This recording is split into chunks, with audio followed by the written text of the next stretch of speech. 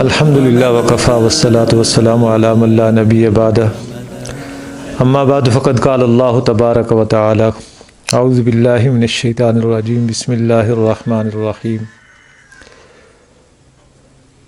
الحج اشہر معلومات فمن فرض فیہن الحج فلا رفث ولا فسوق ولا جدال فی الحج وما تفعلوا من خیر یعلمہ اللہ وتزودوا فإن خیر الزاد التقوی واتقون یا اولی الالباب صدق اللہ العظیم رب اشرح لی صدری ویسر لی امری واحلل عقدۃ من لسانی یفقہوا قولی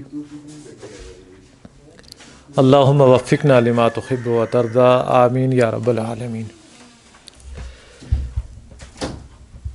ابھی کی اس نشست میں ظاہر ہے یہ حج کے حوالے سے کچھ احکامات بھی ہیں، ان کا بھی تذکرہ ہے، لیکن چونکہ ہمارا ایک طے شدہ بات یہ ہوتی ہے کہ فقہی مسائل میں ہم زیادہ وقت صرف نہیں کرتے، چونکہ اس پہ آلریڈی ایسا ہے کہ مسائل کی کتابیں بھی موجود ہیں اور علماء کرام بھی ہر جو ہے محلے میں ہر بستی میں موجود ہوتے ہیں، تو جو بھی آپ کے معتمد عالم ہیں آپ ان سے فقہی مسئلہ پوچھ سکتے ہیں۔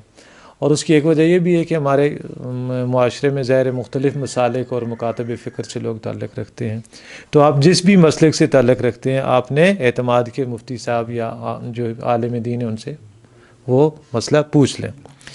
ہمارا فوکس ہوتا ہے قرآن مجید کے دعوتی اور تذکیری پہلو کے حوالے سے، یا فرائض دینی کا جو تصور قرآن مجید ہمیں دے رہا ہے اس کے حوالے سے، یا سیرت کی مستند ترین کتاب ہونے کے ناطے قرآن مجید کہ نبی صلی اللہ علیہ وسلم کے اسوہ کا انقلابی پہلو کہ اللہ نے آپ کو ایک عظیم ترین جو ہے وہ انقلاب تاریخ انسانی کا وہ آپ کے ذریعے سے برپا ہوا، تو وہ کیا کیا جو ہے نشان حائرات ہے جہاں سے آپ صلی اللہ علیہ وسلم گزرے اور ہمارے لیے آپ صلی اللہ علیہ وسلم نے نمونہ چھوڑا، چونکہ جیسے جیسے آپ کی جد و جہد آگے بڑھی ہے ویسے ویسے قرآن اترتا رہا ہے ہر موقع پہ، تو اس کا مطلب یہ ہے کہ قرآن کو ہم سیرت نبوی کا جو عملی پہلو ہے اس حوالے سے بھی جب کوئی بات ہمارے سامنے آتی ہے تو اس پہ ہم تھوڑا سا تفصیل سے روشنی ڈال دیتے ہیں۔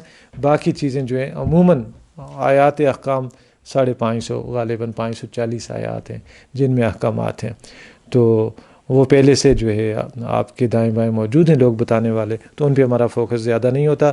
جو چیز لوگوں کی نظر سے اوجھل رہی ہے کہ قرآن کتاب انقلاب ہے، یہ تبدیلی لانے والی ہے، یہ زندگیوں کو بدلنے والی ہے، یہ زندگیوں کو نہیں معاشروں کو بدلنے والی ہے، معاشروں کے نہیں یہ قوموں کو بدلنے والی ہے، تو اس اعتبار سے ہم قرآن مجید پہ فوکس رکھتے ہیں کہ اس کا پیغام کیا ہے۔ لیکن ضمناً اب مسائل آئیں گے تو ان کو ہم بائی پاس نہیں کر سکتے، ایک سلائڈ سا ٹچ جس کو کہتے ہیں وہ دے کے ہم گزر جائیں گے، یعنی ان میں ہم تذکر کا معاملہ اختیار کریں گے، تدبر نہیں، زیادہ گہرائی میں نہیں جائیں گے۔ الحج اشہر معلومات، حج کے چاند مہینے معلوم ہیں، یعنی یہ جو حج کا معاملہ ہے، حج کا موسم، اس میں آپ کو معلوم ہے کہ پہلے سے تیاری، آج کی جو سہولتیں ہیں وہ پہلے تو نہیں تھیں، اور ذرائع مواصلات اور سفری سہولتیں جو آج دستیاب ہیں وہ پہلے نہیں تھیں، اس لیے وہ پہلے سے اس کا جو ہے وہ اہتمام کرنا پڑتا تھا، گھر میں جو ہے اپنے اہل و عیال کے لیے بندوبست کرنا پڑتا تھا، پھر آگے جو ہے سفر کی صحبتیں اور موسمی حالات ان کو پیش نظر رکھنا پڑتا تھا، کیونکہ ظاہر یہ حج اسلامی کیلنڈر جو ہے یا جسے کہتے ہیں لونر کیلنڈر جو ہوتا ہے ہمارا چاند سے جو منسلک ہوتا ہے، اس میں تو باقاعدہ جو ہے یہ موسمی حوالے سے بھی یہ گھوم رہے ہوتے ہیں، کبھی سردیوں میں آ جا رہا ہوتا ہے، کبھی جو ہے گرمیوں میں آ رہا ہوتا ہے، کبھی بہار میں ہوتا ہے، کبھی خزاں میں ہوتا ہے، کبھی درمیانے موسم میں ہوتا ہے، تو جس طرح ہمارے روزے ہیں ابھی جو ہے ہر سال یہ 10 دن پیچھے ہٹ جاتے ہیں، تو اسی طرح حج کا معاملہ بھی ہوتا ہے، تو ان سب چیزوں کے تناظر میں پھر جو ہے وہ پہلے سے حج کی تیاری کرنا اور وقت سفر باندھنا، اس لیے وہ مہینے جو ہیں 4 مہینے جو محترم مہینے ہیں ان مہینوں میں جو ہے حج کی تیاری کا اہتمام کے ساتھ جو ہے وہ معاملہ ہوتا تھا، تو فرمایا کہ جو کوئی ان مہینوں میں لازم کر لے کہ میں نے حج کرنا ہے، نیت کر لے، ارادہ کر لے، فمن فرض فیہن الحج، تو پھر جس نے لازم کر لیا ان میں حج کو، فلا رفث، تو اس کے لیے جائز نہیں ہے بے حجاب ہونا، یعنی بے حجاب ہونے سے مراد کیا ہے؟ اب وہ اپنا جو ہے میاں بیوی کا تعلق قائم کرنا جو اس طرح کے معاملات ان سے بھی احتراز کرے گا۔ فلا رفث ولا فسوق، اور نہ کسی قسم کی نافرمانی ہے، نہ ہی کوئی گناہ ہے، یعنی آپ کے ساتھ کوئی لڑائی کرنا بھی چاہے آپ کہیں، جس طرح روزے کے بارے میں نبی صلی اللہ علیہ وسلم نے فرمایا کہ آپ سے کوئی جھگڑنا چاہے، الجھنا چاہے تو آپ کہیں کہ یار انی صائم، میں روزے سے ہوں، بس اتنی بات کہہ دیں اور نظر انداز کر دیں۔ اسی طرح حج کا آپ نے ارادہ کر لیا ہے، اب کوئی الجھنا چاہتا ہے آپ کے ساتھ تو آپ اس کو بتا دیں کہ بھائی میرا آپ کے ساتھ کوئی الجھنے کا ارادہ نہیں ہے، میں تو ایک ہجرت کا اور جہاد کا جو ہے راستہ ہے۔ ظاہر ہے یہ کہتے ہیں جامع العبادات ہے حج، اس میں مال بھی لگتا ہے، اس میں آپ کو گھر بار بھی چھوڑنا پڑتا ہے، اس میں سفر کی صعوبتیں بھی برداشت کرنی پڑتی ہیں، اس میں پھر آپ دوڑ کے جناب وہ سعی بھی کر رہے ہوتے ہیں، پھر اس میں آپ اس رش میں جو ہے کچھ دباؤ کا بھی سامنا کر رہے ہوتے ہیں، تو تقریباً یوں سمجھیں کہ ساری عبادات کی ایک ریفلیکشن اس میں ہوتی ہے۔ نمازیں وہاں بھی پڑھتے ہیں، اور پھر روزے کا جس طرح ابھی جو ہے وہی چیزیں جو ہم شام کو استعمال کریں گے حلال ہوں گی، ابھی وہ حرام ہے، اسی طرح کچھ چیزیں حج کے دوران جیسے ابھی تذکرہ آیا کہ وہ عملی زندگی کے مسائل میاں بیوی والے وہ مقطوع ہو جاتے ہیں، ٹھیک ہے جی۔ تو یہ جامع العبادات ہونے کے ناطے اس میں ممانعت، آپ کو نماز والی پابندی بھی نظر آئے گی، روزے والی احتیاط بھی نظر آئے گی، جہاد والی مشقت بھی نظر آئے گی، تو اس کو کہتے ہیں جامع العبادات۔ وما تفعلوا من خیر ولا جدال، اور نہ ہی جھگڑنا ہے فی الحج، حج میں، وما تفعلوا من خیر، اور جو کچھ تم بلائی کرو گے یعلمہ اللہ، اللہ اس کو جانتا ہے، یعنی اللہ سے تمہارا کوئی خیر اور شر چھپا ہوا نہیں ہے۔ وتزودوا، اور زاد راہ لے لیا کرو۔ زاد راہ کیا ہوتا ہے؟ جیسے ہم سفر میں جاتے ہیں، کچھ کپڑے رکھ لیے ساتھ، کچھ اگر پہاڑی علاقہ ہے یا پیدل سفر ہے خشک راشن رکھ لیا، تو اسی طرح حج پہ لوگ جاتے تھے تو اپنے ساتھ جو ہے وہ ضرورت کا سامان رکھتے تھے، لیکن اللہ سبحانہ و تعالیٰ نے فرمایا کہ ٹھیک ہے وہ بھی ہے تمہاری وہ ظاہری ضرورت ہے، لیکن حج کا اصل زاد راہ جو اس کی باطن میں ہونا چاہیے، جو اس کی روح میں ہونا چاہیے، وہ کیا ہے؟ التقویٰ، فإن خیر الزاد التقویٰ، خدا خوفی، اللہ کے آگے جوابدہی کا احساس، اور اخروی ناکامی سے بچنے کی بھرپور اور شعوری کوشش، یہ اصل میں زاد راہ ہے حج کے سفر کے دوران۔ واتقونی، اور میرا تقویٰ اختیار کرو، یا اولی الالباب، اے ہوش مندو، لیس علیکم جناح، تم پر کوئی گناہ نہیں، ان تبتغوا فضلا من ربکم، کہ تلاش کرو، ان تبتغوا، کہ تم تلاش کرو، فضلا، کوئی فضل، من ربکم، اپنے رب کی طرف سے، یعنی آپ حج پہ گئے ہیں، آپ کوئی یہاں کی کوئی نادر شے لے گئے ہیں، حج سے فارغ ہو کے آپ نے وہ وہاں بازار لگا ہوا ہے، آپ اس میں بیٹھ کے آوازیں لگانی شروع کر دیں کہ یہ لے لو جناب، آپ نے زعفران لے گئے، کشمیر سے کوئی اور چیز لے گئی، کلچے لے گئے، اخروٹ لے گئے، تو آپ نے بیچ دیا، تو اس پہ کوئی پابندی نہیں ہے، ٹھیک ہے، یہ اللہ تعالیٰ کی طرف سے رعایت ہے۔ فضل کس کو کہتے ہیں؟ یہ جو ہم معاش کی تلاش میں نکلتے ہیں نا، یہ اصل میں ہم اللہ کا فضل تلاش کر رہے ہوتے ہیں، ورنہ رزق ہمارا مکتوب ہوتا ہے، وہ ہم تک پہنچ کے رہتا ہے، خود اس طرح تلاش کر رہا ہوتا ہے جس طرح موت جو ہے وہ اپنے ٹارگٹ کو تلاش کر کے اس کو جو ہے انجام تک پہنچاتی ہے۔ حضرت علی کرم اللہ وجہ نے فرمایا کہ یہ رزق تمہارے لیے تو لکھا ہوا ہے، یہ تمہاری تلاش میں رہتا ہے، یہ تم تک پہنچ کے رہتا ہے، یہ تم ہو کہ اسے کبھی کبھی جو ہے شارٹ کٹ مار کے ناجائز طریقے سے حاصل کر لیتے ہو، اپنے اوپر حرام کر لیتے ہو۔ رزق تمہارے مقدر میں لکھا ہوا ہے، اب یا تم اسے حلال طریقے سے حاصل کرو گے یا حرام طریقے سے، یعنی شارٹ کٹ نہیں مارنا۔ فَإِذَا أَفَضْتُم مِّنْ عَرَفَاتٍ، پھر جب طواف کے لیے پلٹو عرفات سے، میدان عرفات سے، فَاذْكُرُوا اللَّهَ، تو یاد کرو اللہ سبحانہ و تعالیٰ کو، اللہ کا ذکر کرو، عند المشعر الحرام، مشعر حرام کے نزدیک، وَاذْكُرُوهُ، اور اس کو یاد کرو، كَمَا هَدَاكُمْ، جس طرح اس نے تمہیں سکھایا ہے، وَإِن كُنتُم مِّن قَبْلِهِ، اور اس سے پہلے تو تم تھے، لَمِنَ الضَّالِّينَ، ناواقف، یا ایسے جیسے کسی کا راستہ کسی سے گم ہو گیا ہو، یعنی بھٹکے ہوئے۔ ثم افیضوا، پھر طواف کے لیے پھرو، من حیث افاض الناس، جہاں سے لوگ پھرتے ہیں، یعنی وہاں سے واپس آ کے طواف وداع جو ہے آخری طواف، تو پھر تم جو ہے واپس پلٹو طواف کے لیے جہاں سے لوگ واپس پلٹتے ہیں، واستغفر اللہ، اور اللہ سے بخشش چاہتے رہو، ان اللہ غفور الرحیم، بے شک اللہ تعالیٰ بخشنے والا ہے، مہربان ہے۔ فاذا قضیتم مناسککم، پھر جب تم حج کے مناسک ادا کر چکو، فَإِذَا قَضَيْتُم مَنَاسِكَكُم، پھر جب تم اپنے مناسک ادا کر چکو، یعنی تم حاجی ہو، حج کرنے کے لیے گئے ہو، فَاذْكُرُوا اللَّهَ، تو پس اللہ کو یاد کرو، كَذِكْرِكُمْ آباءَكُم، جیسا کہ تمہارا یاد کرنا ہے اپنے آباء و اجداد کو۔ یہ اسلام سے پہلے کیا ہوتا تھا؟ مکہ والے قریشی اکٹھے ہوتے تھے، سال میں ان کا ایک میلہ لگتا تھا، اس میلے پہ یوں سمجھے کہ ساتھ یہ حج وغیرہ کا معاملہ بھی ہوتا تھا، جو اس وقت وہ ننگے طواف کرتے تھے اور جو بھی کرتے تھے۔ اسی میلے پہ پھر وہ کیا کرتے تھے کہ ہر قبیلہ اپنی الگ اس کا جو ہے وہ اجتماع ہوتا تھا، اور قبیلے کے کچھ جو ہے نمائندہ لوگ، نمایاں لوگ وہ کھڑے ہوتے تھے اور اپنے قبیلے کے مناقب بیان کرتے تھے، اپنے آباء و اجداد کو یاد کرتے تھے، میرا فلاں والد ایسا تھا، میرا دادا ایسا تھا، ہمارا فلاں سردار ایسا تھا، ہمارے ماضی یہ ہے، ہمارا حال یہ ہے، ہماری یہ جنگیں ہوئیں، ہم نے اتنی جیتی، ہم نے اتنے مارے، یہ سب جو دور جاہلیت کے تھے، جس طرح ہمارے ہاں ہوتا ہے، یہ اس وقت گنتے تھے۔ تو اللہ سبحانہ و تعالیٰ نے فرمایا کہ جیسے باپ دادا کو یاد کرتے تھے نا، اس سے بڑھ کر اب اللہ کو یاد کرو۔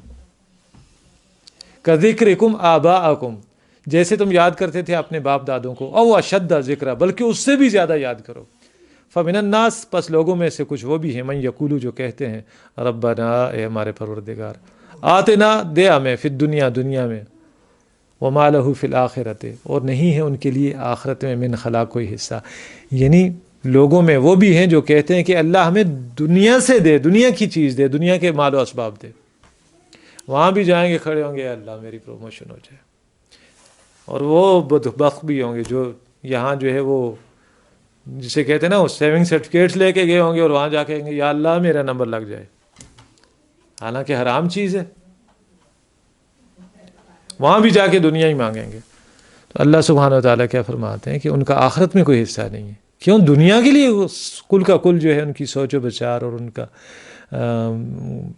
جو ہے غور و فکر کا جو ہے مرکز و محور دنیا ہی ہے۔ اصل میں اس پہ نبی صلی اللہ علیہ وسلم نے ایک بہت ہی جسے کہتے ہیں کہ خبرداری بیان بھی جو ہے دیا ہے، اور وہ ہم تک پہنچا ہے۔ فرمایا کہ من کان ہمہ الدنیا، جس کی زندگی کا روگ، جس کی بھاگ دوڑ کا واحد مقصد دنیا کی زندگی ہو، یہاں کی آسائش ہوں، یہاں کی سہولتیں ہوں، یہاں کی شہرت ہو، یہاں کا منصب اور اختیار ہو، جعل اللہ الفقر بین عینیہ، اللہ تعالیٰ اس کی آنکھوں کے درمیان فقر لکھ دیتے ہیں، محتاجی لکھ دیتے ہیں۔ وفرق علیہ جمعہ، اس کے کام جو ہے کیا کرتے ہیں اللہ سبحانہ و تعالیٰ؟ بکھیر دیتے ہیں۔ ایک کام کرتا ہے، 9 منہ کھولے کھڑے ہوتے ہیں، اللہ تعالیٰ اس کو اتنا الجھا دیتے ہیں۔ فلم یأتہ من الدنیا، اور اسے دنیا سے کچھ نہیں ملتا ہے، الا ما کتب لہ، سوائے وہی جو اس کے حق میں لکھ دیا گیا۔ اس کے مقابلے میں فرمایا ومن کانت ہمہ الآخرہ، جس کی زندگی کا روگ، جس کی سوچ و وچار کا مرکز و محور، جس کی دلچسپیوں کا بنیادی عنصر آخرت کی زندگی، آخرت کی کامیابی ہے، جعل اللہ غناءہ فی قلبہ، اللہ تعالیٰ اس کے دل میں استغنا لکھ دیتے ہیں، وجمع لہ شملہ، اور اس کے معاملات کیا کرتے ہیں اللہ تعالیٰ؟ سمیٹ دیتے ہیں، الجھتا نہیں ہے وہ۔ وَأَتَتْهُ الدُّنْيَا وَهِيَ رَاغِمَةٌ، یہ اہم بات ہے نا، دنیا آ کے اس کے پاؤں میں گرتی ہے اور یہ ٹھوکر مار کے اسے اپنا راستہ جو ہے صاف کر کے آگے نکل جاتا ہے کہ میرا وقت مت برباد کرو، میں تو مسافر ہوں، مجھے اپنی طرف مت کھینچو۔ یہ دو رویے نبی صلی اللہ علیہ وسلم نے بیان کیا۔ جس کی زندگی کا روگ دنیا کی زندگی ہو، وہ دنیا میں بھی آسودہ نہیں ہوتا، پریشان رہتا ہے، اور آخرت میں تو ناکامی یقینی ہے۔ اور جس کی زندگی کا مقصد وحید اللہ کی رضا اور اخروی کامیابی ہو، اللہ سبحانہ و تعالیٰ اس کے دل میں دنیاوی اعتبار سے، دنیا کے علائق سے، دنیا میں جو کچھ بھی ہے لوگوں کے پاس، اس سے اس کی دلچسپی ختم کر دیتے ہیں، اہمیت ہی نہیں ہوتی۔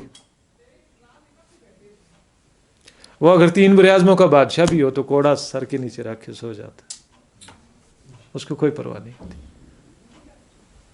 اور سوئے ہوئی عمر کو جو ہے وہ عیسائی مخاطب کر کے کہتا ہے, وہ آپ نے پڑھا ہوگا یہ واقعہ, کہ ایک عیسائی آیا, کوئی پیغام لے کے آیا ہوگا یا جو بھی مسئلہ تھا, میرے اس وقت زیادہ علم میں وہ بات نہیں ہے.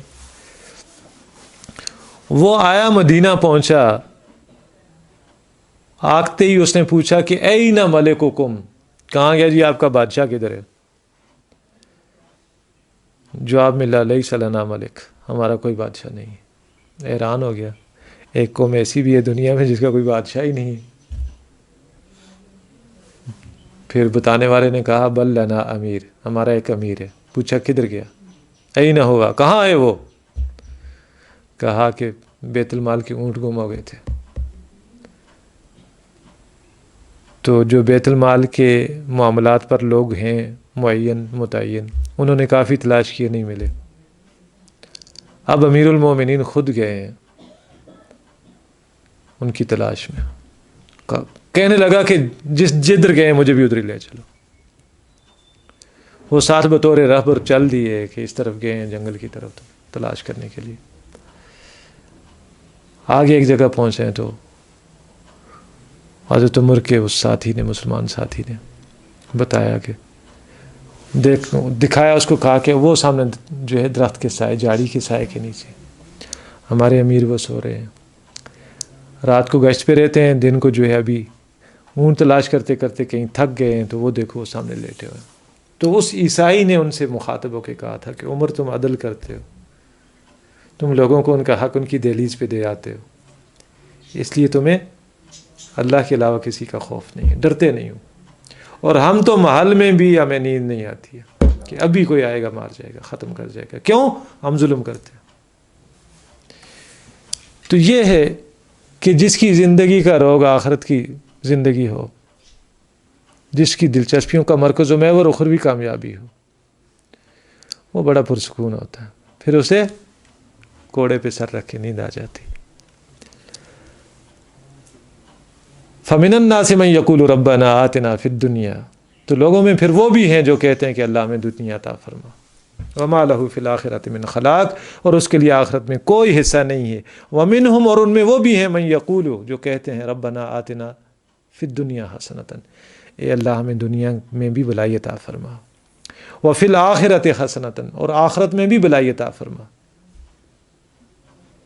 آپ کو پتہ ہے حج کی آپ کو کوئی دعا نہ آتی ہو, یہی سب سے جامع ترین دعا ہے حج کی, عمرے کے موقع پہ بھی اور حج کے موقع پہ بھی. اب اس میں دو چیزیں آ گئیں کہ دنیا کی بھلائی بھی مانگی اور آخرت کی بھلائی. دنیا کی بھلائی کیا ہے؟ کہ انسان اللہ کے پاس پہنچے اور اس کے ذمہ کسی کا حق نہ ہو. اگر میں حاکم ہوں, لوگوں کا حق ہے نا مجھ پہ, اب اسی وہاں سے اترتے اترتے نیچے آ جائیں. میں ایک گھر میں خاوند بھی ہوں, والد بھی ہوں, بیٹا بھی ہوں, اب یہ حقوق بھی تو ہیں. اچھا, میں نے سارے حق ادا کر دیے, میں نے اپنا حق ادا نہیں کیا, میں نے دوسروں کی دنیا کے لیے اپنی عاقبت برباد کر دی, تو میں ناکام ہو جاؤں گا. لہٰذا نبی صلی اللہ علیہ وسلم کا یہ فرمان سامنے رہنا چاہیے کہ وَإِنَّ لِزَوْجِكَ عَلَيْكَ حَقًّا, تمہاری بیوی کا تم پر حق ہے. وَإِنَّ لِزَوْرِكَ عَلَيْكَ حَقًّا, تمہارے وزٹرز جو آتے ہیں زیارت کرنے کے لیے تمہارے پاس ملنے کے لیے, ان کا بھی تم پر حق ہے. وَإِنَّ لِجَسَدِكَ عَلَيْكَ حَقًّا, تمہارے اپنے جسم کا بھی تم پر حق ہے. فَآتِ كُلَّ ذِي حَقٍّ حَقَّهُ, لہٰذا ہر حقدار کو اس کا حق دو. یہ میں نے اتنی بڑی گردان کیوں کی ہے؟ ہم اکثر و بیشتر الحمدللہ مادی اعتبار سے جو حقوق ہم پر عائد ہوتے ہیں ہم وہ ان کو ادا کرنے کی کوشش کرتے ہیں, لیکن اولاد کا ہمارے اوپر یہ حق بھی ہے, بیوی کا ہمارے اوپر یہ حق بھی ہے, بھائیوں کا ہمارے اوپر یہ حق بھی ہے کہ کامیابی کا وہ راستہ اور وہ نصاب جو ہم نے اختیار کیا ہے اپنے لیے, اگر انہیں معلوم نہیں ہے, ان تک نہیں پہنچا, تو یہ حق ادا کر کے اگر ہم اللہ کے پاس پہنچ گئے تو کامیاب ہو جائیں گے. اور اگر ہم نے اپنے لیے جنت پسند کی اور کہا کہ یہ جائیں پہاڑ میں جائیں, جہنم میں جائیں, تو وہ جائیں نہ جائیں ہم جہنم میں چلے جائیں گے. اس بخل کی وجہ سے۔ تو اس لیے کہا کہ ربنا آتنا فی الدنیا حسنہ۔ دنیا کا حسنہ کیا ہے؟ وہی جو میں نے مختصراً کہا کہ ہم اللہ کے پاس اس جو ہے کیفیت میں پہنچیں کہ کسی کا حق ہمارے ذمہ نہ ہو، نہ مادی نہ روحانی، کسی قسم کا بھی۔ اولاد کی تربیت کا حق، اس میں کوئی غفلت ہم سے نہ ہوئی ہو، اڑوس پڑوس کے معاملے میں کلمہ حق کہنے میں ہم کہیں پیچھے نہ رہ گئے ہوں، تو ہر روحانی اور مادی تمام حقوق ادا کر چکے ہوں۔ اس لیے کہا کہ اے اللہ دنیا میں بلائی دے، ہمیں ہوشمندی کی زندگی دے، ہم لوگوں کے حق مار کے تیرے پاس نہ پہنچے۔ وفی الآخرت حسنہ، اور آخرت میں بھی بلائی عطا فرما، وقنا، اور تو ہمیں بچا، عذاب النار، آگ کے عذاب سے۔ اولئک لہم نصیب، یہی ہیں وہ لوگ کہ ان کے لیے حصہ ہے، نصیب کا معنی حصہ، مما، اس میں سے جو کہ کسبو، انہوں نے کمایا، یعنی جو اعمال انہوں نے اعمال خیر کمائے وہ ضائع جانے والے نہیں ہیں۔ واللہ سریع الحساب، اور اللہ جلد حساب لینے والا ہے۔ وذکر اللہ، اور اللہ کو یاد کرو، فی ایام معدودات، گنتی کے چند دن۔ یہ گنتی کے چند دن بھی وہ حج کے ایامی ہیں، انہی میں جو ہے اللہ سبحانہ و تعالیٰ کو یاد بھی کرنا ہے۔ فمن تعجل فی یومین، تو جو کوئی جو ہے جلدی کرے، جلدی کر لے، 2 دن میں ہی واپس آ جائے۔ یہ وہ جو ہے کہاں کا ہے جی یہ حکم؟ یہ آپ جب نکلتے ہیں مکہ سے مینا کی طرف، وقوف عرفات کی طرف، تو وہاں جو آپ کا قیام ہوتا ہے اس دوران جو ہے آپ دیکھیں کہ دو کہ زور اور عصر اکٹھی پڑھی جاتی ہے، مغرب اور عشاء اکٹھی پڑھی جاتی ہے، اور اس کے علاوہ جو وقت جو ہے آپ کے پاس بچتا ہے اس میں آپ کیا کر رہے ہوتے ہیں؟ کوئی کسی کی طرف توجہ نہیں دے رہا ہوتا، صرف اور صرف اپنی ذات پر جو ہے مراقبہ، یعنی گردن جھکا کے میں نے آج دن تک کیا خیر کمایا، کیا شر کمایا، میں نے رب کو کس حد تک راضی کیا اور کس حد تک وہ اعمال انجام دیے جو رب کی ناراضگی کا باعث ہے۔ اپنی نیکیوں پر جو ہے غور و فکر کر کے اللہ کے سے جو ہے اچھی امید اور اچھے بدلے کی توقع رکھنا، اس پر غور و فکر کرنا، اپنے گناہوں کو یاد کر کے رونا اور اللہ سے معافی اور الحاح گزاری کرنا، یہ ہے اللہ سبحانہ و تعالیٰ کو ان جو ہے معلوم ایام میں جو گنتی کے چند دن ہیں ان میں اس کو یاد کرنا۔ مکہ میں یہ تھا، اور مدینہ میں عبداللہ ابن ابی، منافقوں کا سردار، اور وہ سخت جھگڑالو ہے۔ وَإِذَا تَوَلَّى، اور جب وہ پلٹے آپ کے وہاں سے واپس جائے، سعیٰ فی الارض، تو کوشش کرے زمین میں، ملک میں، لیفسد فیہا، کہ اس میں بگاڑ پیدا کرے، ویہلک الحرث والنسل، اور تباہ کرے کھیتیاں اور جانیں، نسلیں۔ آپ دیکھیں نا، یہ دجالی ایجنڈا جو ہے اس کی طرف 1400 سال پہلے اشارہ کر دیا گیا ہے۔ یہ کھیتیاں اور نسلیں برباد ہو چکی ہیں۔ آپ ایک دفعہ بیج جو ہے وہ ڈالیں گے، دوبارہ اس سے وہ آپ کوئی چیز نہیں اگا سکتے، یہ بگاڑ پیدا کر دیا گیا ہے۔ کس لیے؟ تاکہ آپ کی اجارہ داری، آپ کی مناپلی رہے ڈیمانڈ اور سپلائی پر۔ اسی طرح نسل کو برباد کر دیا گیا ہے۔ برطانیہ جیسے ممالک، یا یہ جو متمدن ممالک کہلاتے ہیں یورپ کے دیگر، وہاں انسانی پیدائش کی غرض سے عورت کا آپریشن کرنا حتی الامکان حد تک ممنوع ہے، کہ نہیں کرنا چاہیے آپریشن، اور یہاں آپ کے لیے کیا ہے؟ لازم کر دیا گیا ہے کہ آپریٹ کریں۔ سوال ہی پیدا نہیں ہوتا کوئی آپ کا کیس پکڑے، تاکہ مسلمانوں کا برتھ ریٹ کم ہو، اور جو غیر فطری انداز میں برتھ ہوتی ہے، ان نیچرل، اس میں جو نومولود ہوتا ہے اس کے اندر کچھ ضعف رہ جاتے ہیں، وہ پھر آپ کو نظر بھی آ جائیں گے۔ اسی طرح کھیتیوں کا حاصل کیا ہوتا ہے؟ پیداوار۔ عورت کو جو ہے کھیتی قرار دیا گیا ہے، اس کی پیداوار نسل انسانی ہے۔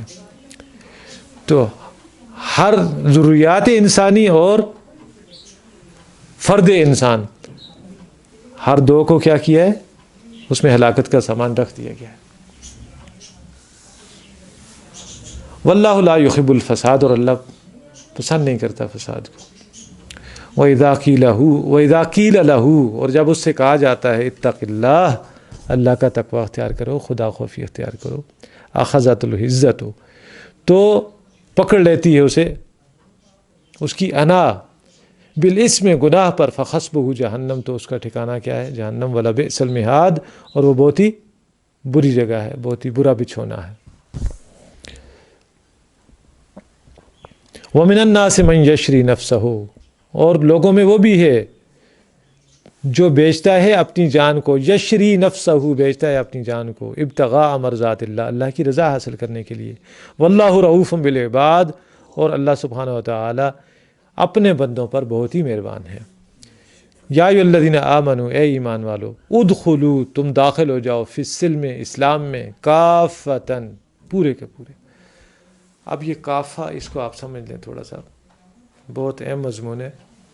کافہ کہتے ہیں انسانی زندگی کی ٹوٹل، جو بھی اس کی لینتھ یا فریکوینسی ہے، اس کو، پوری انسانی زندگی کو، اس کے جتنے پہلو ہو سکتے ہیں، جتنے گوشے ہو سکتے ہیں، اسے کہتے ہیں کافہ۔ پوری انسانی زندگی، اردو میں اس کا ٹائٹل بنے ہوئے۔ اب اس پوری انسانی زندگی کو آج کا جدید جو ہے پولیٹیکل سائنٹسٹ جو ہے، وہ دو حصوں میں تقسیم کرتا ہے، یا یوں سمجھیے کہ اس کو شیطان نے دو حصوں میں تقسیم کروا دیا ہے۔ کس کو؟ انسانی زندگی کو۔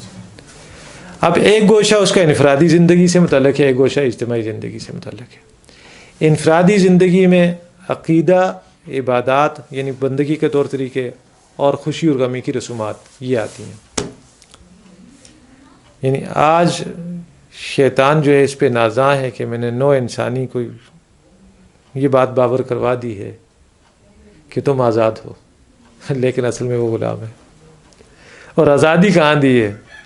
تم چاہو تو ایک خدا کو مانو، چاہو تو دو کو مانو، چاہو تو 100 کو مانو، اور چاہو تو کسی کو نہ مانو، تم آزاد ہو۔ یہ اس نے آزادی کا تصور دیا، اور پھر کہتا ہے کہ تم آزاد ہو، چاہے تو مسجد جاؤ، چاہے تو مندر جاؤ، چاہے تو گردوارے جاؤ، چاہو کہیں نہ جاؤ، پابندی نہیں ہے، تم آزاد ہو۔ تیسرے نمبر پہ رسومات آ گئیں، خوشی کی الگ ہیں، غمی کی الگ ہیں۔ تم چاہو تو پھیرے ڈلواؤ، چاہو تو مسجد میں نکاح پڑھواؤ، چاہو تو بربادی حالوں میں جا کے جناب اللہ اور اس کے رسول کے احکامات کی دھجیاں اڑا دو۔ پچھلے دنوں میرا ایک اتفاق ہوا نکاح پڑھانے کا، ہماری عزیزداری میں تھا، مجبوراً مجھے جانا پڑا۔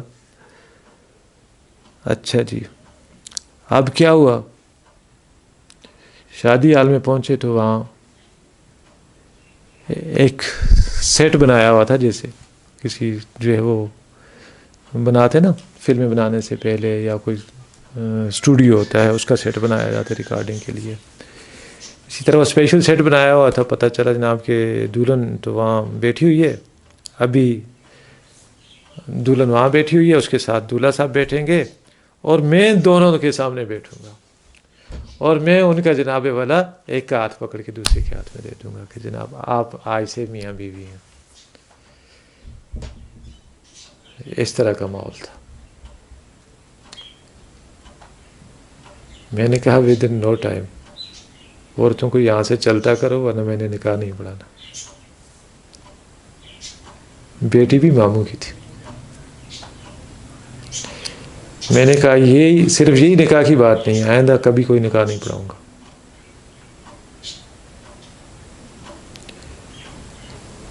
پھر میں نے دولہا کو الگ جو ہے رکھا، اس کے والد کو الگ رکھا، دولہن یعنی اس کی جو بچی تھی اس کے والد کو، جو ولی تھے، ان کو الگ، اور پھر انہیں کہا کہ یہ اللہ کی حدود ہے۔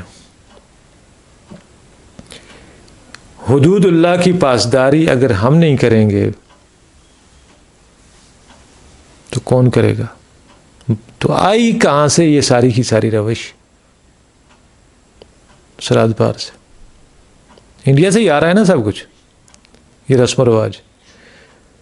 تو خوشی اور غمی کے جو معاملات ہیں اس میں ہم نے تمہیں آزاد چھوڑا ہوا ہے، تم چاہو اڈی ٹپے لاؤ، چاہے مسجد میں جو ہے نکاح پڑھواؤ، چاہے بچی کی رخصتی پہ اپنے اوپر فضول بوجھ لاد کے لوگوں کو کھانے کھلاؤ۔ نہ نبی نے کھلایا، نہ صحابہ نے کھلایا، نہ اہل بیت نے کھلایا، نہ اللہ نے کہیں اس کا حکم دیا، لیکن یہ کہ تم نے یہ بدعت ایجاد کر لی ہے، اب بھگتو اس کو۔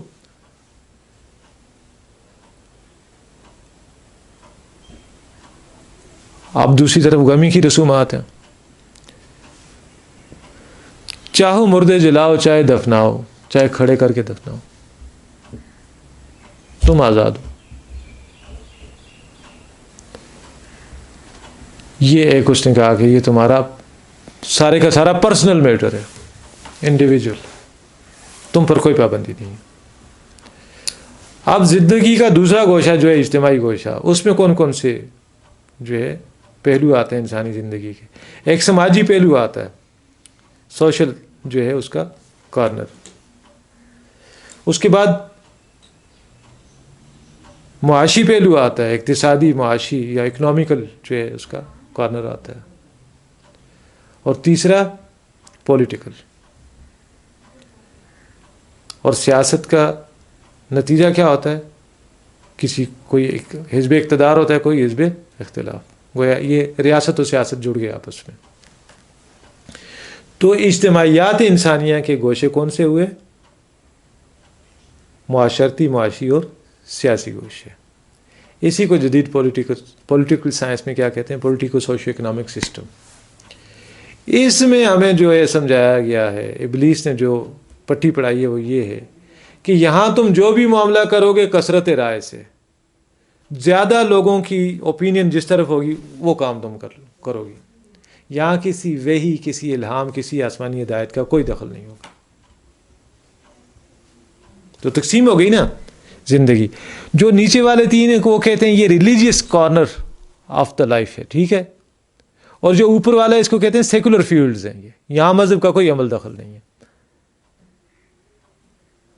آپ کا معاشرے کی اکثریت چاہتی ہے یا اس کے نمائندے جو اسمبلی میں پہنچے ہیں، آپ ان کے ذریعے جو ہے ایک قرارداد جو ہے بھجواتے ہیں کہ آپ اس پہ ووٹنگ کروائیں کہ ہم یہ پردہ داری وغیرہ اور یہ کام جو ہے ہم سے نہیں ہو سکتا۔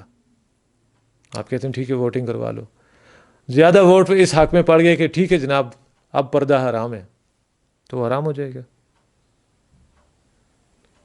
اچھا، کچھ لوگ ننگے رہنا چاہتے ہیں، وہ کہتے ہیں کہ ہم پیدا ہوئے تھے دنیا میں بغیر لباس کے آئے تھے، یہ خواہ تہذیب کے جو ہے جھوٹے لمبرداروں نے ہمارے اوپر لباس کی پابندی لگا دی ہے، ہم ننگے رہنا چاہتے ہیں۔ امریکہ میں یہ باقاعدہ ہے کہ ان کی اسٹیٹ ہے، اس میں لوگ نہیں پہنتے کپڑے۔ اس پہ استصواب رائے ہوئے، انہوں نے کہا ان کا بنیادی حق ہے، یہ ننگے رہنا چاہتے ہیں، رہنے دو۔ دو مرد آپس میں میاں بیوی کی حیثیت سے رہنا چاہتے ہیں، ووٹنگ کروا لو۔ شراب حلال ہے یا حرام ہے، ووٹنگ کروا لو۔ کتاب کھول کے وہ آسمانی ہدایت نہیں دیکھنی، لوگوں سے پوچھ لو، زیادہ چاہتے ہیں حلال کروا لو، زیادہ چاہتے ہیں حرام کر دو، حرام کر دو۔ اس میں کہا جاتا ہے کہ آج کا سیکولرزم جو ہے وہ یہ کہتا ہے کہ انسانی زندگی کے یہ دو گوشے ہیں، religion is the private affair of an individual, مذہب انسان کا ذاتی معاملہ ہے، باقی اجتماعیات انسانیہ میں مذہب کا کوئی دخل نہیں ہے۔ جبکہ اللہ سبحانہ و تعالیٰ کیا فرماتے ہیں؟ ادخلوا فی السلم کافہ، تمہارا عقیدہ بھی اسلامی عقیدہ ہونا چاہیے، تمہاری عبادات بھی رسول اللہ صلی اللہ علیہ وسلم کی سنت اور سیرت کے مطابق ہونی چاہیے، تمہاری خوشی اور غمی بھی حضور صلی اللہ علیہ وسلم کی تعلیمات پہ مبنی ہونی چاہیے، اور تمہاری جو سماجی زندگی ہے کامل مساوات انسانی پہ، جیسے محمد رسول اللہ صلی اللہ علیہ وسلم استوار کر کے گئے تھے، انہی بنیادوں پہ جو ہونی چاہیے۔ کوئی بڑا اور چھوٹا نہیں ہونا چاہیے، کوئی سپیریئر اور انفیریئر نہیں ہونا چاہیے، تمام انسان برابر ہیں۔ لوگوں کو اختیار نہیں دیا جا سکتا کہ وہ فیصلہ کریں کہ کون بڑی ہے اور کون گھٹیا ہے. یہ تو اللہ کی مخلوق ہے، ساری کی ساری برابر ہے. پھر معاشی میدان میں اللہ نے سود، جوا، لاٹری اور نقد پہ چیز سستی اور ادار پہ مہنگی، یہ چیزیں حرام کی ہیں. حرام و حلال کے جو قواعد و ضوابط ہیں وہ اختیار کرو، جیسے محمد رسول اللہ صلی اللہ علیہ وسلم تم کو بتا کے گئے ہیں، تعلیم کر کے گئے ہیں. اسی طرح تم میں سے کوئی شخص، یعنی معاشی میدان میں تمہاری کوئی شے ملکیت ذاتی ہے ہی نہیں ہے، تم امین ہو، مالک نہیں ہو. تو جیسے جیسے اللہ نے حکم دیا ہے کہ اس ذریعے سے کماؤ، اور جیسے جیسے حکم دیا ہے کہ فلاں فلاں جگہ خرچ کر سکتے ہو، اس کے علاوہ نہیں خرچ کر سکتے، تو اللہ کے حکم کی فرمانبرداری کرو گے تو مسلمان ہو. لیکن اگر یہ کہو کہ پیسہ میرا اور میں پابندی کروں شریعت کی، یہ مجھ سے نہیں ہو سکتا، تو پھر آپ اسلامی روش والے نہیں رہے. اسی طرح اوپر جو سیاسی گوشہ ہے اس میں انسان حاکم نہیں ہے، یہ خلیفہ ہے. حاکمیت اللہ کی ہے، قانون اس کا ہے، آپ کے اور میرے ذریعے سے وہ نافذ ہوگا.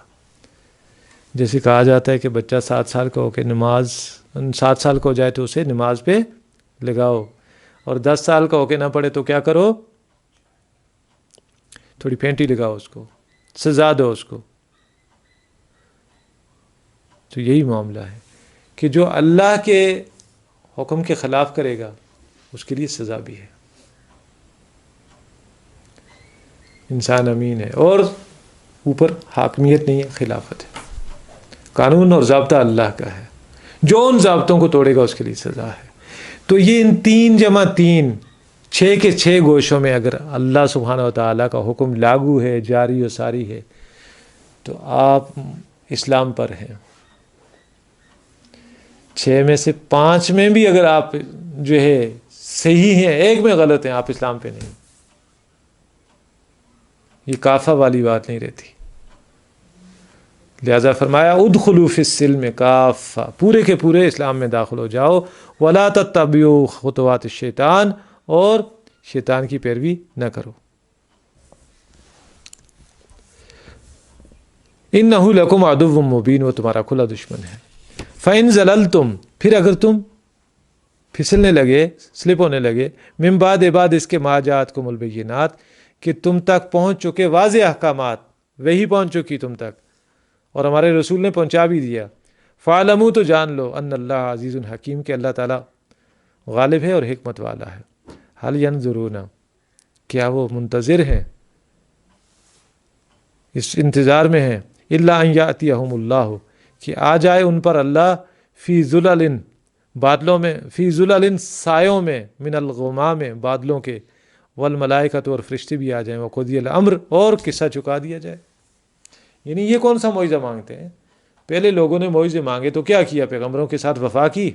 بنی اسرائیل ناہنجارو، تمہارے سامنے سمندر پھٹا اور تم پار نکلے، اور آگے جا کے تم نے لڑنے سے انکار کر دیا. تم نے کب پیغمبروں کا ساتھ دیا؟ تم کب ان پہ ایمان لائے؟ اب تم جو ہے خود بھی جو ہے اسی بات پہ اڑے ہوئے، اور ساتھ مکہ والوں کو بھی جو ہے یہی وسوسہ اندازی کر رہے ہو کہ معجزہ دکھائیں. تو کیا معجزہ دیکھنا چاہتے ہو؟ معجزے تو سارے تم دیکھ چکے ہو.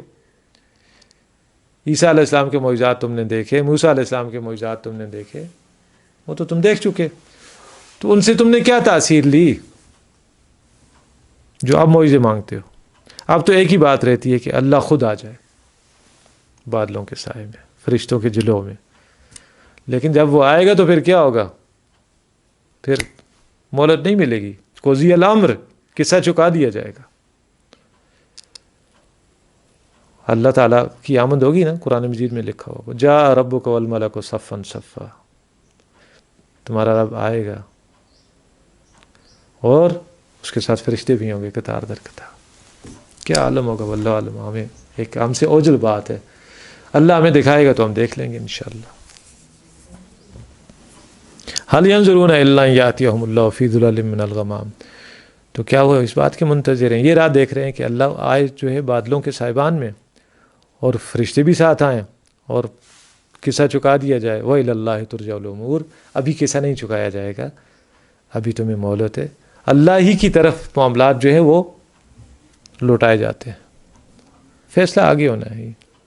سل بنی اسرائیل، بنی اسرائیل سے پوچھئے، کم آتیناہم من آیۃ بینہ، ہم نے کتنی ہی انہیں کھلی نشانیاں دی، کتنے معجزات دیے ہم نے ان کے پیغمبروں کو، نتیجہ کیا نکلا؟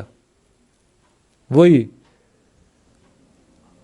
موسیٰ علیہ السلام کہہ رہے ہیں کہ اللہ نے وعدہ کیا ہے کہ یہ ارض مقدس تمہارے لیے ہے، شرط یہ ہے کہ تم اس میں داخل ہو جاؤ، جب تم داخل ہو جاؤ گے تمہیں فتح حاصل ہو جائے گی۔ پیغمبر کی بات کا یقین نہیں کر رہے، کہتے ہیں بڑے ڈان قسم کے لوگ ہیں اندر، بڑے جو ہے واریر اور مارشل قوم ہے اندر، جب تک وہ نکلے گی نہیں ہم نہیں جائیں گے۔ اور جسے کہتے ہیں نا کورا جواب دیا ان کو، فَاذْهَبْ أَنْتَ وَرَبُّكَ فَقَاتِلَا، جاؤ موسیٰ آپ بھی اور آپ کا رب بھی دونوں لڑو، اِنَّا هَاهُنَا قَاعِدُونَ، ہم یہاں بیٹھ کے انتظار کر رہے ہیں، اگر فتح ہوگی تو ہم بھی آ جائیں گے۔ تو یہ ہے وہ جواب جو انہوں نے دیا تھا، کیوں؟ معجزوں کے عادی ہو گئے تھے، اب پھر معجزے کے منتظر تھے کہ کوئی معجزہ ہو، اندر والے وہ جیسے ہم دعا کر رہے ہوتے ہیں، اللہ یہ جو نیٹو ہے، یہ جو امریکہ ہے، یا اللہ ان کے جہاز جو ہے اڑتے ہی گر پڑے ہیں، ان کی توپوں میں جو ہے وہ کیا ہو، کیڑے پڑ جائیں، کیا یہ دعائیں قبول ہونے والی ہیں؟ نہیں بھائی، اللہ نے نبی صلی اللہ علیہ وسلم کو، صحابہ کو سرد و گرم سے گزارا، مشقتوں سے گزارا، اب تم چاہتے ہو کہ معجزوں سے نہیں ہوگا؟ جنہوں نے معجزے دیکھے تھے انہوں نے کورا جواب دیا پیغمبر کو، لہٰذا اللہ سبحانہ و تعالیٰ نے کہا کہ اب تم بالغ ہو چکے ہو، اب محمد رسول اللہ صلی اللہ علیہ وسلم کے دور میں جی رہے ہو، اب جسے کہتے ہیں نا سوچو بھی نہ، سوال ہی پیدا نہیں ہوتا کہ ہم کوئی حصی معجزہ دیں، ہاں تم اپنی وفاداری ثابت کرو، اگر ہم نے چاہا تو ہم مدد بھیج دیں گے۔ پھر حضور نے سب کچھ لا کے میدان میں ڈالا، بدر میں، احد میں، خندق میں، اللہ سے دعا مانگی تو اللہ نے پھر جب ادھر سے جو بھی جمع پہنچی تھی نبی صلی اللہ علیہ وسلم نے میدان میں ڈال دی، اور وہ لوگ انہوں نے استقامت دکھائی تو اللہ نے پھر فرشتے بھی بھیج دیے، بعد میں فرشتے آئے، فضائے بدر پیدا کر فرشتے تیری نصرت کو، پہلے آپ کو فضائے بدر پیدا کرنی پڑتی ہے۔ آپ یہ کہیں کہ اس طرف تو ہم چلیں گے نہیں، اور اللہ خود ہی جو ہے وہ کوئی معاملہ کر دے، تو ایسا نہیں ہوگا۔ سل بنی اسرائیل کم آتیناہم من آیۃ بینہ، پوچھ لیجئے ذرا بنی اسرائیل سے کہ کس قدر جو ہے ہم نے ان کو نشانیاں دیں کھلی کھلی۔ وَمَن يُبَدِّلْ نعمت اللہ، اور جو کوئی بدل ڈالے اللہ کی نعمت کو، من بعد ما جاءت ہو، کہ اس کے بعد اس کے کہ وہ اس کو مل چکی، اس کے پاس آ چکی، فَإِنَّ اللَّهَ شَدِيدُ الْعِقَابِ، تو بے شک اللہ کا عذاب سخت ہے۔ زُيِّنَ لِلَّذِينَ كَفَرُوا الْحَيَاةُ الدُّنْيَا، مزین کر دی گئی ان لوگوں کے لیے جنہوں نے کفر کیا دنیا کی زندگی، وَيَسْخَرُونَ، اور وہ مذاق اڑاتے ہیں، مِنَ الَّذِينَ آمَنُوا، ایمان والوں پر۔ ویسے بڑا مشکل ہوتا ہے، میں آپ کو بات بتاؤں، یہ مذاق اڑاتے ہیں لوگ۔ ہمارا 70 کا سٹاف ہے، اس میں کچھ ہمارے دوست بعض اوقات یہ بھی کہتے ہیں کہ بہت کنجوس آدمی ہے، ابھی تک اس نے ٹیچر سی موٹر سائیکل رکھی ہوئی ہے، گاڑی کیوں نہیں لیتا؟ جب میں کہتا ہوں کہ میرے پاس سرمایہ نہیں، کہتے ہیں قسطوں پہ لے لیں، میں نے کہا یہ تو حرام ہے، کہتے ہیں ہاں اسی کی آڑ لوگے اب تم، کہتے ہیں پھر ترون رہے اسی موٹر سائیکل کو حرام حلال کے چکر میں پڑ کے، یہ ہوتا ہے مذاق۔ وَيَسْخَرُونَ مِنَ الَّذِينَ آمَنُوا، اگر میں دیکھوں جہان کو، اپنی عاقبت کو، جو اللہ نے چلے فکر دی ہے الحمدللہ، تو میں اپنی تنخواہ کے اگینسٹ لے سکتا ہوں پیسے؟ کھڑے کھڑے مجھے 30-40 لاکھ روپے مل سکتے، ضرورت کی گاڑی لے ہی سکتا ہوں، لیکن ہوگا کیا؟ ٹوٹ جائے گا، پامال ہو جائے گا۔ پھر اللہ قبولیت حق کی توفیق سلب کر لے گا۔ یہی تو آزمائش ہوتی ہے انسان کی، کہ ہاتھ پڑتا ہو اور انسان نہ ڈالے۔ وَيَسْخَرُونَ مِنَ الَّذِينَ آمَنُوا، اور وہ ہنستے ہیں ایمان والوں پر، وَالَّذِينَ اتَّقَوْا، اور وہ لوگ جو بچ کر چلے، جنہوں نے اللہ کے حکم کا لحاظ رکھا، جنہوں نے شریعت کا لحاظ رکھا، فوقہم یوم القیامہ، وہ قیامت والے دن ان سے اوپر ہوں گے۔ اللہ تعالیٰ ہمیں جو ہے وہ مقام عطا فرمائے کہ یہاں بہت سے خاک میں رلنے والے وہاں اللہ کے مقرب مہمان ہوں گے، اور یہاں بہت سارے لذتوں میں پلنے والے وہاں ان کا کوئی پرسان حال نہیں ہوگا۔ ایک اور حدیث ہے نبی صلی اللہ علیہ وسلم کی، فرماتے ہیں کہ اللہ سبحانہ وتعالیٰ نے یہ جو جہنم ہے نا، اس کو لذتوں سے ڈھانپ دیا ہے، اور لذتیں ختم ہوں گی تو نیچے آ گئے، اور جو جنت ہے اللہ تعالیٰ نے اسے پابندیوں سے، حرام حلال کی تمیز سے ڈھانپا ہوا ہے۔ جس نے یہ تمیز قائم کر لی اس کے لیے جنت ہے، یعنی پابندیوں کے بعد، تنگی کے بعد آسانی ہے۔ اور حضرت داؤد علیہ السلام کا قول ہے کہ دیکھو اس دروازے سے داخل نہ ہونا جو کشادہ ہے، اور کہاں جا کے ختم ہوتا ہے؟ تنگی پہ۔ اس دروازے سے داخل ہونا جو تنگ ہے، اور کہاں ختم ہوتا ہے؟ کشادگی پہ۔ یعنی آپ دنیا میں یہ اپنے آپ کو باور کروا دیں کہ چند روزہ زندگی ہے، کتنے ہمارے ساتھ کے چلے گئے۔ آج میں دائیں بائیں دیکھوں، یہ افضل بھائی میرے کلاس فیل ہوتے، وہ سراج جو سبزی بیچا کرتا تھا یہ ثاقب کی دکان پہ، وہ میرا کلاس فیل ہوتا۔ وہ جو پی ٹی ممتاز صاحب کا بھائی چھوٹا، وہ ہم سے بہت جونیئر تھا۔ یہ ریافت بھائی کا چھوٹا بھائی، وہ میرا کلاس فیل ہوتا۔ تو انسان کو یاد کرنا چاہیے۔ اور وہ جو میرے ہاتھوں میں گئے، میرے چھوٹے بھائی، میرے والد، میرے عزیز رشتہ دار، کتنے جنازے پڑھائے، اس چیز کو بندہ سامنے رکھے تو پھر امید ہے انشاءاللہ کہ اخروی کامیابی یقینی ہے۔ واللہ یرزق من یشاء بغیر حساب، اور اللہ جسے چاہتا ہے بے حساب رزق دیتا ہے۔ کان الناس امۃ واحدۃ، لوگ ایک ہی دین پر تھے۔ فبعث اللہ النبیین مبشرین ومنذرین، پھر اللہ تعالیٰ نے انبیاء کو مبعوث فرمایا جو خوشخبری سنانے والے بھی تھے اور خبردار کرنے والے بھی تھے۔ وانزل معہم الکتاب، اور اتاری ان کے ساتھ کتاب یعنی شریعت، احکامات، بالحق کے حق کے ساتھ، لیحکم بین الناس، تاکہ وہ لوگوں کے درمیان فیصلہ فرما دیں، فی ما اختلفوا فیہ، ان معاملات میں جن میں انہوں نے اختلاف کیا،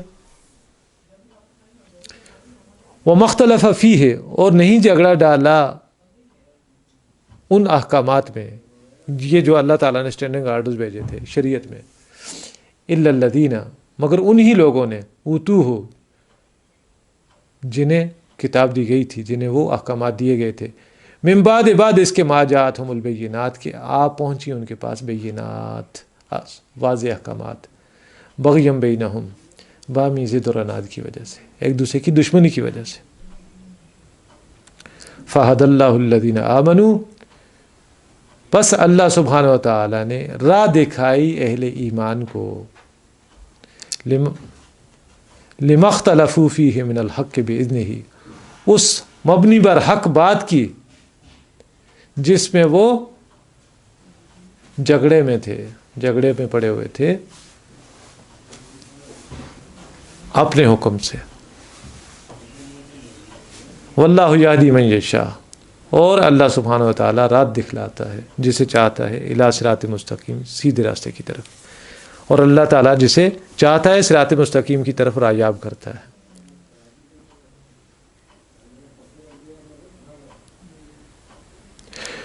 تو یہ شاید تھوڑا ترجمہ آپ کو سمجھ نہیں آیا گزشتہ آیت کا، میں دیکھ رہا ہوں۔ فَهَدَى اللَّهُ الَّذِينَ آمَنُوا، اس تھوڑا سینٹینس جو ہے نا، یہ جملہ، اس کی کنسٹرکشن کو تھوڑا سا آپ شفل کریں گے سمجھ آ جائے گی۔ فَهَدَى اللَّهُ الَّذِينَ آمَنُوا بِإِذْنِهِ، تو اللہ تعالیٰ نے اپنے حکم سے راہ دکھائی ان لوگوں کو جو ایمان لائے، لِمَا اخْتَلَفُوا فِيهِ مِنَ الْحَقِّ، اس سچی بات کی کہ جس میں انہیں اختلاف تھا۔ یعنی اب یہ ہے کہ اختلاف ہو تو کہاں دیکھنا ہے، کہاں حل کرنا ہے اس کو؟ اللہ کی کتاب پہ، نبی صلی اللہ علیہ وسلم کی سنت میں، اللہ اور اس کے رسول کی طرف لوٹانا ہے۔ اب آ گئی آیت نمبر 214۔ یہ مضمون قرآن مجید میں تقریباً 4 مقامات پہ آیا ہے، اور 3 مقامات پہ تو ایسا حسن اتفاق ہے کہ آپ دیکھ لیں، ام حسبتم، کیا تم نے حساب کتاب لگا رکھا ہے، ان تدخلوا الجنۃ، کہ تم جنت میں داخل ہو جاؤ گے، ولما یأتکم، حالانکہ تم پر آئے ہی نہیں، مثل وہ حالات الذین خلو من قبلکم، جو کہ آئے ان لوگوں پر جو تم سے پہلے ہو چکے، مستہم البأساء، پہنچی انہیں سختی۔ سختی کس طرح کی سختی؟ وہ سختی اسباب و وسائل کی سختی بھی ہو سکتی ہے، ہاتھ کی تنگی، ہاتھ کی سختی بھی ہو سکتی ہے، کھانے پینے کی سختی بھی ہو سکتی ہے، والضراء، اور تکلیفیں پہنچی انہیں، چھوا انہیں سختیوں نے اور جسمانی تکلیفوں نے، معذور ہو گئے، زخمی ہو گئے، وزلزلوا، اور وہ ہلا مارے گئے، زلزلہ، جھنجھوڑ ڈالے گئے، حتیٰ یہاں تک کہ یقول الرسول، کہ اٹھے رسول، والذین آمنوا معہ، اور وہ لوگ بھی جو ان کے ساتھی تھے، ایمان والے جو ان کے ساتھ ایمان لائے تھے، متی نصر اللہ، کب آئے گی اللہ کی مدد؟ دوبارہ اس مضمون کو، ترجمے کو ذہن میں رکھیے، تم نے کیا حساب کتاب لگا رکھا ہے کہ تم ٹھنڈے ٹھنڈے، یعنی ایسے ہی ایزیلی جنت میں چلے جاؤ گے، حالانکہ تم پر وہ حالات وارد ہی نہیں ہوئے جو کہ تم سے پہلے لوگوں پر وارد ہوئے، تمہیں ان حالات سے سابقہ ہی نہیں پڑا جن حالات سے ان کو سابقہ پڑا تھا۔ اور وہ حالات کیا تھے کہ انہیں آ گرا سختی نے اور جسمانی تکلیف نے، مالی تنگ دستی، معاش کی تنگ دستی نے اور جسمانی تکلیف نے، اور وہ ہلا مارے گئے، جھنجھوڑ ڈالے گئے، یہاں تک کہ اٹھے رسول اور وہ لوگ بھی جو ان کے ساتھ ایمان لائے تھے، متی نصر اللہ، کب آئے گی اللہ کی مدد؟ الا ان نصر اللہ قریب، سنو اللہ کی مدد قریب ہے۔ یہ مضمون آیت نمبر 214 سورہ بقرہ، آیت نمبر 142 سورہ آل عمران، اور آیت نمبر 16 سورہ توبہ اور سورہ عنکبوت کی ابتدائی آیات، ان میں آئی ہے۔ اب ان تینوں مقامات کے جو آیت نمبر ہیں نا، ان کو یونٹ میں چینج کریں تو آپ کو کیا ملے گا؟ 7۔ 200 کیا ہے جی؟ 214، 2 اور 1 3 اور 4 7، 142 عمران کی، آل عمران کی، 1 اور 4 5 اور 2 7، سورہ توبہ کا 16 آیت نمبر 1 اور 6، یہ ان میں ایک قدر مشترک بھی ہے آیت کے نمبر کے حوالے سے، کہ یونٹ میں کنورٹ کریں تو 7 ہی آتا ہے۔ تو کیا تم نے حساب کتاب لگا رکھا ہے کہ تم جنت میں داخل ہو جاؤ گے، حالانکہ تم پر وہ حالات وارد نہیں ہوئے جو وارد ہوئے تھے ان لوگوں پر جو تم سے پہلے گزر گئے، اور انہیں سختی نے آ پکڑا اور جسمانی تکلیفوں نے، اور وہ ہلا مارے گئے، اور حالات اتنے جو ہے وہ نازک رخ پہ پہنچے، کرٹیکل ہو گئے، کہ پکار اٹھے رسول بھی اور وہ لوگ بھی جو ان پر ایمان لائے تھے ان کے ساتھ، کہ اللہ کی مدد کب آئے گی؟ تو یاد رکھو اللہ کی مدد قریب ہے۔ ہمارے ڈاکٹر صاحب فرمایا کرتے تھے کہ مایوسی کی انتہا انقلاب کی تمہید ہوتی ہے۔ جیسے نبی صلی اللہ علیہ وسلم انتہائی مکہ سے مایوس ہو کے طائف کی طرف گئے تھے، لیکن کھڑکی کھلی مدینہ کی طرف، یہ مایوسی کی انتہا ہے۔ اور طائف سے واپسی پہ مایوسی کی کیفیت یہ تھی، اور مکہ کے حالات آپ کے حق میں اتنے ناموافق تھے کہ آپ ایک مشرک کی پناہ لے کے مکہ میں داخل ہوئے تھے، موتم بن عدی۔ اس نے کہا آ جائے، میں نے آپ کو پناہ دے دی۔ حضور صلی اللہ علیہ وسلم نے فرمایا نہیں، راستے میں کوئی گھات لگا کے مجھے مار دے، کسی کو کیا پتا کہ تم نے مجھے پناہ دی ہوئی ہے، خود آؤ اور لے کے جاؤ۔ تو وہ لے کے آئے، خود آئے اور ساتھ بیٹوں کو بھی لے کے آئے ہتھیار باندھ کے، اور پھر نبی صلی اللہ علیہ وسلم کو لے کے گیا اور اعلان کرتے ہوئے گیا کہ میں نے محمد صلی اللہ علیہ وسلم کو پناہ دے دی ہے۔ اور جب کوئی ایک بندہ پناہ دے دے تو وہ سوسائٹی پھر اس کے ساتھ جس کو پناہ دی گئی کوئی چھیڑتا نہیں تھا۔ لیکن آپ دیکھیں نبی صلی اللہ علیہ وسلم کیا ڈر رہے تھے مکہ میں داخل ہونے سے؟ وہ خوف نہیں تھا، ابھی آپ کا کام مکمل نہیں ہوا تھا۔ کوئی یہ سوچے کہ حضور ڈر جان کی وجہ سے ڈر کے مکہ میں داخل نہیں ہو رہے تھے، تو یہ اس نے نبی صلی اللہ علیہ وسلم کی تعلیمات کو سمجھا نہیں ہے۔ نبی صلی اللہ علیہ وسلم تو اللہ کے راستے میں ایک وقت ایسا بھی آتا ہے، دعا کرتے ہیں لو وددت ان اقتل فی سبیل اللہ ثم احیا ثم اقتل ثم احیا ثم اقتل، میں چاہتا ہوں کہ اللہ کے راستے میں میرے ٹکڑے کیے جائیں، پھر زندہ کیے جاؤں، پھر ٹکڑے کیے جائیں، پھر زندہ کیے جاؤں، پھر ٹکڑے کیے جائیں۔ اور میں آپ کو بات بتاؤں، حلوہ کھانے والے مولویوں نے کیا کیا نہیں کیا۔ نبی صلی اللہ علیہ وسلم کے صفاتی ناموں میں ایک نام ہے النبی الملاحم۔ ملحمہ کہتے ہیں ایک ایسی کیفیت کو جس میں گوشت کے ٹکڑے کر دیے جائیں، مونڈی پر رکھ کے قیمہ بنا دیا جائے، وہ نبی صلی اللہ علیہ وسلم کا صفاتی نام۔ مساجد میں لکھے ہوتے ہیں نا، ایک طرف اللہ کا نام صفاتی نام اور دوسری طرف، وہ ان میں سے غائب کر دیا جاتا ہے۔ کس لیے؟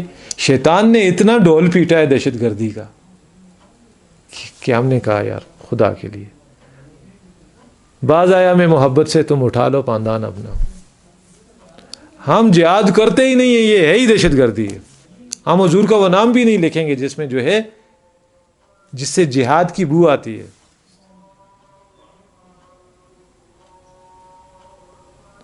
اس لیے یہ باتیں ذرا سوچنے کی ہیں، غور کیا کریں کہ کیوں ہو گیا ایسا، ہمارے اندر کیوں یہ وہن آ گیا، کیوں ہمارے اندر یہ جسے کہتے ہیں کہ بزدلی کا عنصر وہ غالب آ گیا ہمارے اوپر۔ تو اس کے پیچھے لوگوں کی محنت ہے، اور ہم نے بھی ثابت کیا ہے نا، ہم نے بھی ایسی چالیں چلی ہیں کہ ہم نے بھی جہاد کو اور دین کو بدنام کیا ہے۔ ہم نے پرائی جنگیں لڑی ہیں، اور جماعت اسلامی کا کیڑا ابھی تک نہیں مرا۔ بنگال میں انہوں نے جانیں دی، ہے نہیں؟ وہ کہ کیا ہے وہ گانے کے بول کس طرح کہ تیرے ہاتھوں میں پہنا کے چوڑیاں موج کوئی بنجارا لے گیا۔ چوڑیاں پہنائی جناب والا کس نے؟ جماعت والوں نے۔ پیچھے آگے جناب بوٹوں والے، وہ اب اترنے کا نام ہی نہیں لے رہے۔ تو کیا فائدہ ہے ایسی لڑائی کا آپ نے لڑی؟ جو وہ لڑتے نا جن پہ آپ نے خرچ کیا تھا، جن کو پالا پوسا تھا اس دن کے لیے۔ ہاں جہاں ان کو ضرورت ہو ہمارے تعاون کی، وہ مانگیں تو پھر ہم جیسے ہمارے دیہات میں لوگ کرتے ہیں ان کے ساتھ تعاون، ان کا سامان آگے پہنچاتے ہیں معاذوں پہ۔ بہرحال اللہ کی مدد کس کے ساتھ ہے؟ وہ جو اپنا سب کچھ لگاتے۔ ہمیں ان معاملات میں غور و فکر کرنے کی ضرورت ہے از سر نو کہ کیا اسلام کا وہ پہلو جو ہمارے غلطیوں کی وجہ سے خود مسلمانوں کے اندر متنازع بن چکا ہے، اسے کیسے غیر متنازع کر کے لوگوں کو بتائیں۔ اب یہ بہت بڑا کام ہے، خود ایک پروجیکٹ ہے ہماری غلطیوں کی وجہ سے۔ مسلمان کو سمجھانا پڑے گا کہ دہشت گردی کوئی اور چیز ہوتی ہے، جہاد تو ایمان کا حصہ ہے، اب اسے سکھانا پڑے گا۔ الا ان نصر اللہ قریب، اللہ کی مدد قریب ہے۔ یسألونک ماذا ینفقون، وہ آپ سے پوچھتے ہیں کہ کیا خرچ کریں۔ قل، آپ کہہ دیجئے، ما انفقتم من خیر، کہ جو بھی تم خرچ کرو گے، فللوالدین والاقربین، تو وہ والدین کے لیے ہے اور قرابت داروں کے لیے۔ وہ میں نے حوالہ کیوں دیا؟ میں خود جمعیت میں رہا ہوں، دکھ ہوتا ہے انسان کو کہ ایک بہت بڑی قوت جو ہے وہ غلط رخ پہ جا رہی ہے۔ آپ لوگوں کو اس لیے گھر بنا کے دے رہے ہیں کہ وہ آپ کو ووٹ دیں، آپ لوگوں کو اس لیے راشن تقسیم کر رہے ہیں کہ کل وہ آپ کو ووٹ دیں، اس کا کوئی نتیجہ نہیں نکلے گا۔ یہ ساری کوششیں دنیا کی زندگی میں کھپ جائیں گی اور اللہ تعالیٰ جو ہے آپ کو نامراد ہی رکھے گا۔ آپ صحیح رخ پہ محنت کریں، اتنا پریشر ڈیولپ کریں، پبلک آپ کے ساتھ کھڑی ہو، آپ پتہ چلے ان لوگوں کو کہ یہ اللہ کے دین کے ساتھ مخلص ہیں، ہمارے حق میں مخلص ہیں۔ اتنا پریشر جو ہے، اتنا دباؤ آپ جو ہے پیدا کر دیں کہ حکمران کوئی بھی ہو لیکن اسلام کے خلاف نہ چل سکے، ہمارے قومی مفادات کا سودا نہ کر سکے۔ تو آپ کو تو اتنا پریشر ڈیولپ کرنا چاہیے۔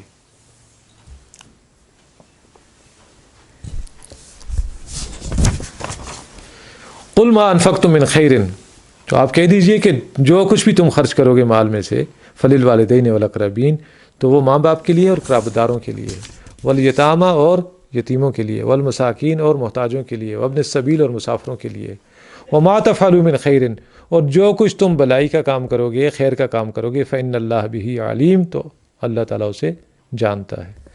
کتب علیکم القتال، تم پر لڑنا فرض کر دیا گیا ہے۔ اب یہ آیات ہمیں سنائی گئی ہیں۔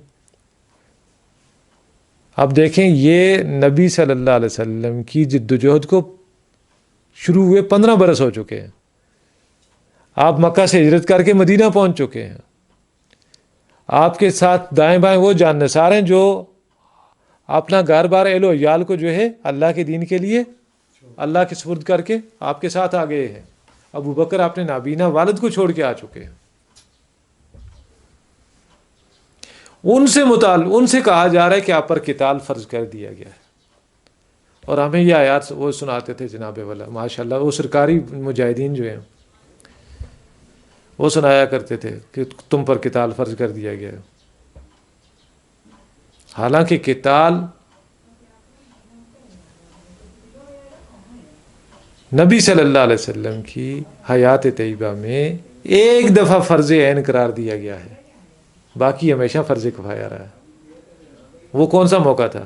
غزوہ تبوک، جب رومیوں کے خلاف آپ نکلے تھے، تو 3 صحابی پیچھے رہ گئے تھے، ان کا سوشل بائیکاٹ کیا گیا تھا۔ صرف یہ واحد موقع تھا کہ قتال فرض عین کیا گیا تھا۔ اس کے مقابلے میں جہاد ہمیشہ فرض عین ہے، قتال فرض کفایہ ہے۔ حضور نے کہا بھائی اتنے بندے چاہیے آگے، ٹھیک ہے، بس باقیوں سے ادا ہو گیا، جیسے نماز جنازہ فرض کفایہ۔ ہاں، کوئی بھی نہ نکلے، سارے گناہ گار ہوں گے، لیکن جتنی آپ کی مطلوبہ تعداد تھی وہ آگے، باقیوں کی طرف سے بھی ادا ہو گیا۔ تو قتال فرض کفایہ رہتا ہے عموماً۔ دیکھیں نا، ہم بھی اگر دیکھیں تو کتنے 22 کروڑ ہیں، فوج کتنی ہے؟ 14 لاکھ۔ تو سارے فوجی کیوں نہیں ہیں؟ کیونکہ 2 قومی نظریے کو خطرہ ہے۔ ہاں جی، بھائی ہو ہی نہیں سکتے، یہ بات، یہ عملاً ممکن ہی نہیں ہے،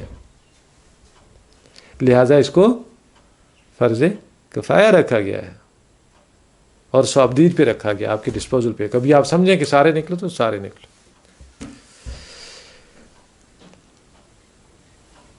کتب علیکم القتال، تو 15ویں برس جب حزب اللہ وجود میں آ چکی ہے، ان کا جو ہے ایک چین آف کمانڈ جو ہے وہ متعین ہو چکی ہے، اس وقت جو ہے کہا گیا کہ اب آپ پر لڑائی فرض ہے۔ وَهُوَ كُرْهٌ لَكُمْ، اور وہ تمہیں بری لگتی ہے، تمہیں کراہت محسوس ہوتی ہے اس سے۔ وَعَسَىٰ أَن تَكْرَهُوا شَيْئًا، اور عین ممکن ہے کہ تمہیں کوئی شے بری لگے، وَهُوَ خَيْرٌ لَكُمْ، اور وہ تمہارے حق میں بہتر ہو۔ وَعَسَىٰ أَن تُحِبُّوا شَيْئًا، اور عین ممکن ہے کہ تم کسی شے کو پسند کرو، وَهُوَ شَرٌ لَكُمْ، اور وہ تمہارے حق میں بہتر نہ ہو۔ شر ہو تمہارے حق میں. واللہ یعلم وانتم لا تعلمون، اللہ جانتا ہے اور تم نہیں جانتے. یعنی یہ بات یاد رکھو، اللہ نے جو حکم دیا ہے اس پر عمل کرو، تمہارے حق میں وہی بہتر ہوگا.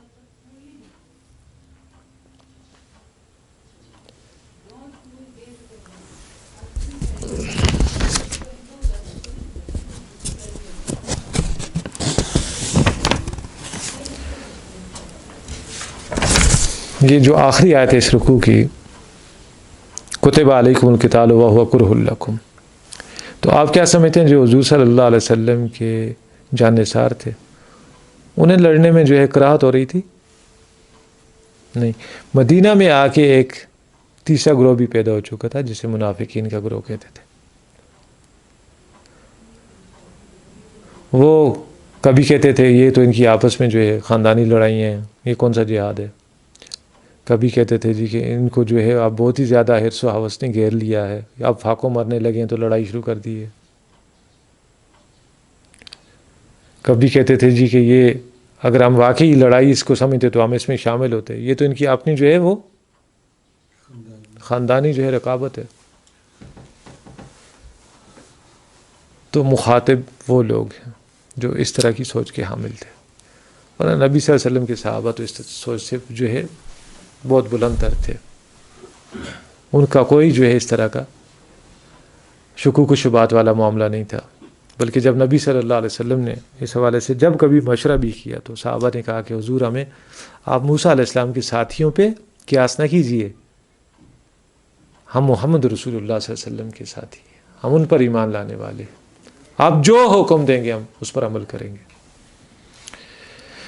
تو یہ جو درمیان میں آ گیا معاملہ کیا ہے، عسیٰ ان تحبوا شیئا وہو شر لکم وعسیٰ ان تکرہوا شیئا وہو خیر لکم. تو یہ صادق الایمان لوگوں کا معاملہ نہیں تھا، بلکہ یہ وہ ضعیف الایمان کچھ لوگ جو منافقین کے جو ہے پروپیگنڈے کے زیر اثر آ چکے تھے ان کی طرف اشارہ ہے، اور انہیں سمجھائی جا رہی ہے یہ بات. اور منافق بھی ویسے قانونی طور پہ تو مسلمان بھی ہوتا ہے.